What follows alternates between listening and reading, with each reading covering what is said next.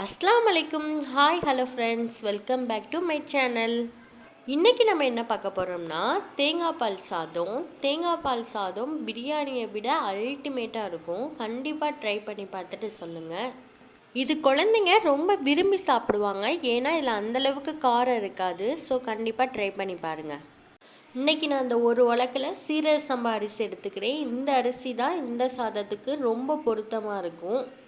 இந்த கப் அளவுக்கு நான் தேங்காய் எடுத்து வச்சுருக்கேன். இதில் நம்ம தேங்காய் பால், திக்கான தேங்காய் பால் எடுத்து வச்சுக்கலாம். ஒரு உலக்குக்கு 2 உலக்கு தேங்காய் பால் வீதம் எடுத்துக்கலாம். நான் இஞ்சி பூண்டு விழுது அரைக்கிறப்ப எப்பயுமே இந்த அளவுகளில் தான் அரைப்பேன். பூண்டு கம்மியாக, மீடியமில் சின்ன வெங்காயம், கொஞ்சம் அதை விட அதிகமாக இஞ்சி, எப்பயுமே இப்படி அரைச்சி பாருங்கள், நல்ல வாசமாக இருக்கும். இன்றைக்கி நம்ம இந்த சாதம் குக்கரில் தான் செய்ய போகிறோம். இந்த சாதத்துக்கு ரொம்ப பொருத்தமான எண்ணெய் தேங்காய் எண்ணெய். கண்டிப்பாக அது எடுத்துக்கோங்க. அதில் ஒரு பிரியாணி இலை, ஏலக்காய், பட்டை, கிராம்பு, அன்னாச்சிப்பூ, கல்பாசி எல்லாத்துலேயும் கொஞ்சம் அளவு போட்டுக்கிறேன். அதுக்கப்புறம் மீடியம் சைஸில் பெரிய வெங்காயம் 2 நீல வாக்கில் நறுக்கி சேர்த்துக்கலாம். இதில் எப்பயுமே வெங்காயம் அதிகமாக இருக்கணும் இந்த சாதத்துக்கு. அதுக்கப்புறம் புதினா சேர்த்துக்கலாம், நல்ல வாசமாக இருக்கும். கண்டிப்பாக புதினா சேர்க்கணும். அதுக்கப்புறம் கொத்தமல்லி சேர்த்துக்கலாம். இப்போ நம்ம போட்ட எல்லாமே நல்லா வதங்கி வரட்டும். இதுக்கப்புறம் நல்லா வதங்கி வந்துருச்சு.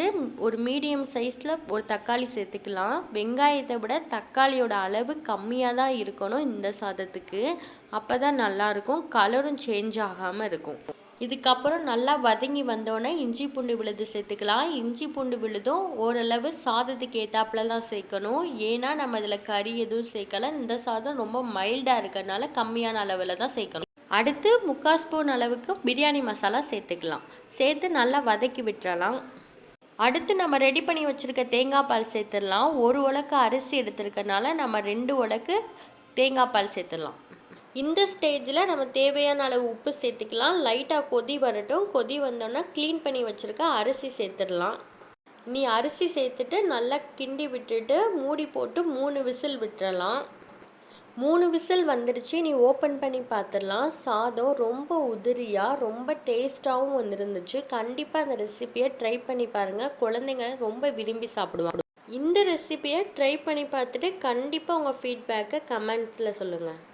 சரி, வாங்க நம்ம அடுத்த டிப்ஸ் பார்த்துடலாம். தேங்காய் பால் சாப்பிட்றனால நோய் எதிர்ப்பு சக்தி அதிகரிக்கும், எலும்புகளையும் வலுப்படுத்தும், உடல் உறுப்புகளை பாதுகாப்பாக வைக்கிறதோட இந்த தேங்காய் பாலில் அதிகப்படியான சத்துக்கள் நிறைஞ்சிருக்கு.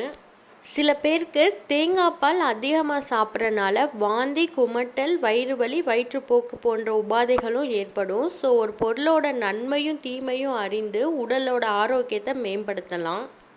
இந்த வீடியோ உங்களுக்கு பிடிச்சிருந்துச்சுன்னா மறக்காமல் நம்ம சேனலை சப்ஸ்கிரைப் பண்ணிடுங்க. தேங்க்யூ.